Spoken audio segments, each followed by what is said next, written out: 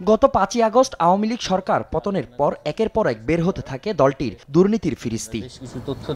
অভিযোগ রয়েছে 2024 সালের ফেব্রুয়ারিতে সাইমা ওয়াজেদ পুতুল ডাব্লিউএইচওর আঞ্চলিক পরিচালকের দায়িত্ব পান ক্ষমতার অপব্যবহার করে। শুধু তাই নয়, সাইমা ওয়াজেদ পুতুল সূচনা ফাউন্ডেশনের নামে রাষ্ট্রের অর্থ আত্মসাৎ করেছেন এমন অভিযোগে দুর্নীতির অনুসন্ধানে নেমেছে দুর্নীতি দমন কমিশন। পুরো বিষয়টা এখানে আত্মসাতের ঘটনা ঘটেছে কিনা, এখানে কর ফাঁকির ঘটনা ঘটেছে কিনা, সব বিষয়ে অনুসন্ধান দল বিবেচনা করবেন। কোনো কিছুই যা অভিযোগের সাথে যে সব বিষয়গুলো আসবে, অভিযোগ দরখাস্তে যে অভিযোগ রয়েছে সেগুলি যেমন দেখবেন, আরও যদি এটার সাথে সম্পৃক্ত আরও অন্যান্য অপরাধ যদি সংগঠিত হয়, সব কিছুই তারা বিবেচনা করবেন।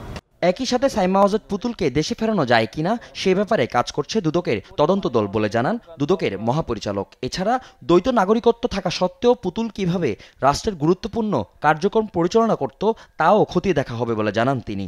এটা একটু অনুসন্ধান দলের এখতিয়ারাধীন বিষয়, তারা কখন কি পদক্ষেপ নেবেন এবং আইনানুগভাবে আরও কি নেওয়া যেতে পারে।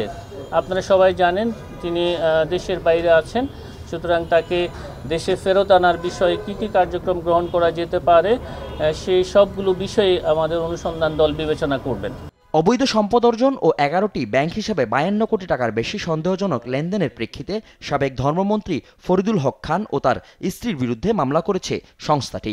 পাবলিক সার্ভেন্ট হিসাবে অপরাধমূলক অসৎ আচরণ ও ক্ষমতার অপব্যবহারের মাধ্যমে অসাধু উপায়ে মানি লন্ডারিং সংক্রান্ত সম্পৃক্ত অপরাধ, দুর্নীতি ও ঘুষ সংগঠনের মাধ্যমে প্রাপ্ত অর্থ বা সম্পত্তির অবৈধ উৎস গোপন বা আড়াল করার উদ্দেশ্যে স্থানান্তর, রূপান্তর এবং হস্তান্তরের অপরাধে দুর্নীতি দমন কমিশন আইন 2004, দুর্নীতি প্রতিরোধ আইন 1947 এবং মানি লন্ডারিং প্রতিরোধ আইন 2012 সংশ্লিষ্ট ধারায় একটি মামলা রুজুর সিদ্ধান্ত গৃহীত হয়েছে।